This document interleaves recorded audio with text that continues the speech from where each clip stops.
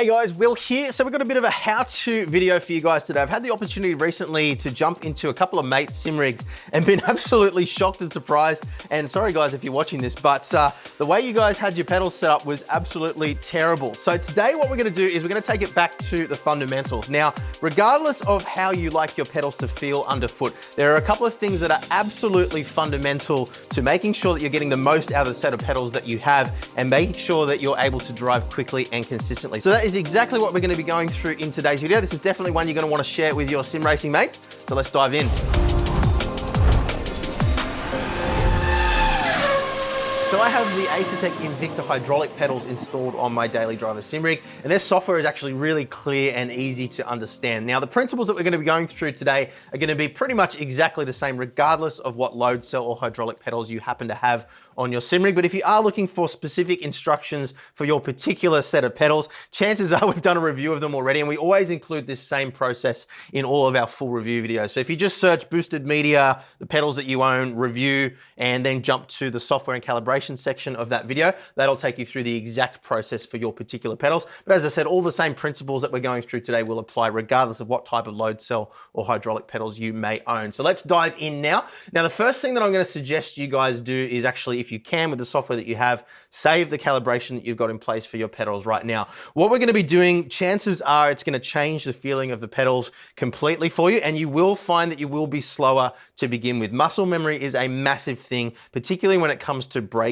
in sim racing. So there is going to be a little bit of a learning curve here. You might hate it at first, but I would definitely recommend persevere with this at least for an hour or so, see how you go. But I would recommend save your calibrations first. So if you do decide that if you absolutely hate it and you just want to go back to what you had, you have that and you can just load it back in and you're back where you were. But I almost guarantee you that if you follow the steps here and you put a bit of time into resetting your muscle memory, you will find that ultimately you're faster and more consistent, which is of course the most important thing when it comes to sim racing. So save your calibration. Now you'll see here, these particular pedals have an adjustment for our top dead zone and our bottom dead zone, which is very important. If you don't have these adjustments on your particular pedal set, what I would recommend is just rest your foot on the throttle a little bit, just push it down a tiny bit before you start the calibration.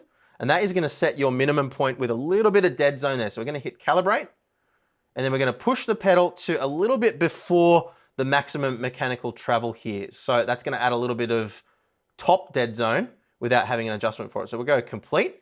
And what that's done now is if I set those dead zones to minimum, you can see I can rest my foot on the throttle pedal and push it in a little bit before it actually starts to register anything. And likewise, it's gonna reach 100% throttle input before I actually reach 100% mechanically on the pedal as well. So if you have the dead zone adjustments, just use those. And I'm gonna go back to doing that right now. So I'm just gonna push the pedal to 100% at minimum, and then I'm gonna add those 2% dead zones back in again. Now there's two reasons why this is important. Firstly, if you have a habit like I do of resting your foot a little bit on the throttle pedal under braking, you don't want to be inputting any throttle unintentionally. So having that little bit of dead zone there will allow you to have a little bit of push on the pedal before it actually starts to register inside the game. You can see here the amount of movement that I have there before I start to register anything in the game. Likewise at the top as well, a little bit of dead zone there will ensure that you are in fact reaching absolutely 100% throttle input inside the game. Sometimes at the very, very top of the travel, the calibration can slip a little bit, particularly if you've got pedals that are using a load cell or a Hall effect sensor for measuring the travel on the throttle and clutch. You may find that you're a little bit slower down the straight maybe than other cars, wondering why. Quite often that can be caused by not quite reaching 100% throttle input as far as the game is registering, even though you are actually mechanically pushing the pedal all the way down to the ground. But for these pedals, a 2% dead zone at the top and a 2% dead zone at the bottom is absolutely fine for me. And you can see I'm able to rest my foot on the pedal a little bit before it registers inside the game, so I'm not gonna have any unintentional throttle input. And I'm getting to 100% input there just before I reach the mechanical threshold of 100% inside the game. Now we also on some pedals have the option for a non-linear pedal map as well. So that allows us to adjust a non-linear curve to adjust the throttle response inside the game. Now, I generally will run a linear curve, as you can see here, for all three of my pedals. I do find, particularly with the brake, it can alter your muscle memory, but we'll talk about brake mapping in just a minute. So say, for example, you're driving a really high-powered rear-wheel drive car without traction control, so maybe a modern F1 car or something like that. You may find that you're losing the back end out of corners all the time and you just can't quite get that finesse in your throttle input. Something that looks more like this in your throttle curve may be a little bit beneficial for you there. You can see what it's gonna do is it's gonna roll on the throttle a little bit slower and then kind of jump up as you get into the throttle a little bit later on. So you can see here, mechanically pushing down to about 50% is only actually giving me 30% registered inside the game, and then it ramps up from there. Conversely, if you're driving a really low powered car and you're just finding you're not getting the speed out of the exits that you want, you may find that a curve that looks more like this will be beneficial for you, so you're able to get onto the throttle a little bit quicker and get away. Don't really find that it makes a huge amount of difference, to be honest with you, but for pedals that have the option there, you can play around with it. Now, most pedals, you can actually adjust these individual nodes manually yourself by dragging them around as well. This has become a pretty common feature on most pedal sets these days. But as I said, I just generally run a linear map for my throttle. So let's go back to calibration again now and talk about the clutch. Now I have this adjusted pretty much exactly the same way as I have my throttle because I do like to have a relatively linear clutch pedal. Now you can set up these pedals and a lot of other pedals to have a kind of two-stage effect where you kind of feel that bite point in the clutch and then roll over past that, just like what you would find in a lot of real life cars. But regardless of the type of feel that you like in the clutch pedal, the calibration process is going to be pretty much the same. So again, we're going to hit calibrate. We're just going to push the clutch down to 100%, release it back to 0, and then add that little bit of dead zone just to allow us to rest our foot on the clutch without having any unintentional input and allowing us to make sure that we're getting to that 100% mark when we push down to 100% mechanically on the pedal. And as you can see, again, I've added that dead zone in, but if you don't have that dead zone adjustment, you can slightly under calibrate the pedal just to make absolutely sure that that is happening. So jumping across to the pedal maps again, you can see once again, I've got a linear response set up here. That's because I have a linear mechanical feel in my pedal. Now, if you've got your clutch pedal set up in a mechanically linear manner like I do here without a significant rollover point, then a linear map is absolutely fine. However, if you've got your pedal set up with a really clearly defined rollover or second stage, then what you're probably going to want to do here with your clutch map, and again, it is a very subjective thing, is set up a map that looks a little bit more like this with a flat area around that rollover point. And what that's going to allow you to do is have a bit more play within that small range and then roll off a little bit more rapidly. Now, how aggressively you want to be with this will purely depend on your driving style. But what you're then going to want to do is adjust this level here where it flattens out to match the bite point of the clutch inside the car that you're driving. So say, for example, if you're driving a Porsche Cup car, those generally have a bite point around the sort of 65 to 70% mark. So what you would want to do is have this around that range.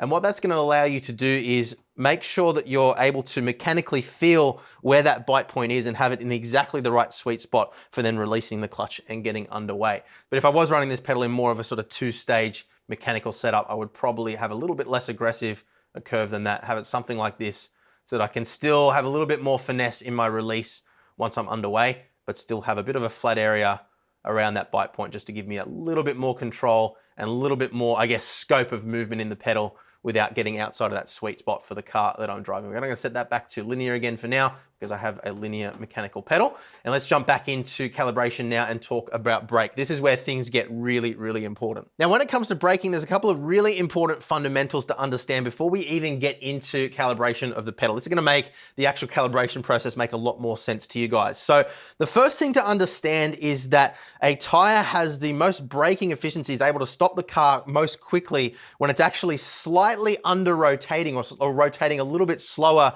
than the road surface is trying to make it rotate, but not quite locking up either. And that is the case regardless of whether you're driving a car that has ABS or not. So the goal with braking is always to try to make the most use of the tire, try to get the car slowed down as quickly as possible before you start to turn in, and then you can trail brake off, modulate your braking to allow you to input more steering angle and not ask too much of the tire. So you don't end up understeering, you don't end up locking up in a straight line. Now, there are a lot of other aspects that are involved there as well. Things like aerodynamic efficiency. Obviously, with cars that have high aero, you're going to be able to brake a lot harder as you're going faster and you've got more downforce on the car. As you slow down, the car is going to be more inclined to lock up. Some cars just inherently like you to brake in a straight line, get most of your braking done before you start to turn in. Other cars will respond better to really heavy trail braking and actually using the braking almost like a rudder inside the car to really kind of get the car to hook around and rotate mid-corner. So that will vary from car to car, but I wanted to just quickly show you an example here. This is a lap in VRS from the coach who actually did my driver training a couple of years ago now, Pascalis Gurkis, doing a hot lap in a GT3 car around Sebring. Now, I wanted to use this example because this is a car that does have ABS. So a lot of people would imagine that you're actually just wanting to mash the pedal all the way to the ground and allow the ABS to do the work for you. But you can see here, he's only actually braking to 75% in turn 1. As we come into turn 2, a little bit more, up to about 90%. And you can see again, just kind of feathering the brake into turn 3, I believe. I'm not actually keeping track of the turns here, but you can get the point here as we run through. He's not always just mashing the pedal all the way to, we'll go up to turn 7 here. Again, he actually is getting a little bit closer to 100% there, but still not just mashing the pedal. You can see it is a nice kind of finessed curve there as he's trail braking off, easing off the brake and coming into the corner. Now, VRS, what we're looking at here is a paid service, but there are a lot of hot laps available on YouTube, and I would definitely recommend having a look at some of those, particularly if you're really focusing on trying to get quick at one particular track to really understand exactly how the pro guys like Pascalis actually input the braking here. But you can see, generally speaking, he's modulating his brake at around that kind of 80% mark. Some corners a little bit more, some corners a little bit less, but you get the point there. So what we're gonna do now is we're gonna talk about the calibration of the brake and how you can actually set your brake up, regardless of what kind of pedal you have, to actually allow you to achieve what we were seeing there in Pascalis's hot lap. So again, you can see I do have a bottom dead zone here. We're gonna ignore that just for the minute. And we're gonna get into the calibration. So regardless of the brand of pedals that you're running here or how you have them mechanically adjusted to suit what you like to feel underfoot, there is a really important thing to understand here. So what you always need to have in your pedals, and what every good set of pedals will have regardless of how expensive they are, is some sort of clearly defined threshold point where when you push down the pedal, you're able to always push to a certain amount of force consistently without going over or under. So for me right now, with the way I have these pedals set up, I'm always able to push the brake to around about 80% braking pressure as I've got it calibrated and hit that marker pretty consistently. So if I just go like that, you can see I hit 83%, and I'm kind of cheating here because I'm looking at the numbers as well. But you kind of get the idea. You're always wanting to be able to hit that same point consistently. And what that feels like on every set of pedals will be a little bit different. So I can't give you a value here for how much pressure you're going to want to apply. Obviously, it will depend on your physical strength as well. But what we're going to do is hit the calibrate button. What we're going to want to do is push the pedal down to that threshold point that we just discussed, and then push it past that threshold point to the maximum amount of force that we would ever want to have to apply to our pedal to reach 100% braking force inside the game. Remembering that we're not going to want to reach 100% with an explosive input. We're wanting it to be a finessed, controlled input a little bit past that threshold point. So you can see, again, I've hit that 38 bar mark on these particular pedals, which is exactly the same as the calibration I had before. I'm going to release that pedal again, hit complete, and what that's allowing me to do is hit that 80% braking pressure mark, which is the point that you want to be able to sort of modulate around. And then I'm able to get to 100% if I want to without having to be absolutely explosive with my input on the pedal. So again, this is going to feel different depending on the pedals that you have, how you have them adjusted, but that is going to be the goal. Hit that threshold point, have that threshold point around that sort of 80% mark, and then you can modulate your input around that. And that is going to be the key to being able to drive quickly and consistently. Once you get your head around that, it's going to make a huge difference. And the number of people I see that actually have the pedal calibrated, so that first stage of braking where you're just kind of reaching that threshold point is actually all it takes to get to 100%. And then you just don't have any means to modulate around that point. That is the key. Now you can see again here, I've added a little bit of dead zone on the bottom. This is just to account for any slop in the pedal. This particular pedal doesn't have any slop, but again, I do have a habit of resting my foot on the brake. So you can see here, if I was driving and I didn't have that dead zone, I had my foot rested on the brake, I'm actually applying 2 to 3% braking pressure all the time, which obviously we don't want to be doing because that's going to be costing us speed down the straight as well as overheating our brakes. So I'm going to bump that back up to 6%. And again, that will vary depending on your pedals, just to make sure that when I'm resting my foot on the pedal, which is a bad habit, that I'm not getting any input registered inside the game. Now, again, we can go across to our pedal maps and we can add a non-linear response curve if you wish to do so. This is going to be a purely subjective thing. My advice would be to, don't play around with this too much because you don't want to be making changes that are going to impact your muscle memory. I think if you've calibrated the pedal correctly and you're driving the car correctly, you shouldn't really need to rely on this too much. But let us know down in the comments below if you do rely on a non-linear pedal curve, what you actually do there and how you found that to be beneficial. But for me, I just always leave this to be completely linear. And it's as simple as that, guys. Now, as I said at the start of the video, it is going to be a little bit of a learning curve, particularly if this is completely different from how you have your pedals set up normally. You will find that you're going to be slower at first. It probably will frustrate the hell out of you at first as well. And you're going to be thinking, what the hell is he talking about? But once you get your head around it, and it will take maybe an hour or so to really kind of get back to where you were pace-wise. But I am very confident that if you allow yourself the time it takes to adapt your muscle memory and get used to this style of calibrating, particularly the brake pedal, then it will lead to faster and more consistent lap times. And that's at the end of the day what it's all about. So let us know below down in the comments if this has helped you out. Let us know how long it took you to get your head around this, and do make sure you save your calibration that you're running right now if you are able to do so, or at least write down the numbers so you can go back if you do decide that you absolutely hate it. But I'm pretty sure that you won't, and I really hope that this video helps a lot of you guys out. So if it has, leave a thumbs up, leave a comment down below, let us know how it goes for you, and I will see you again very soon. Bye.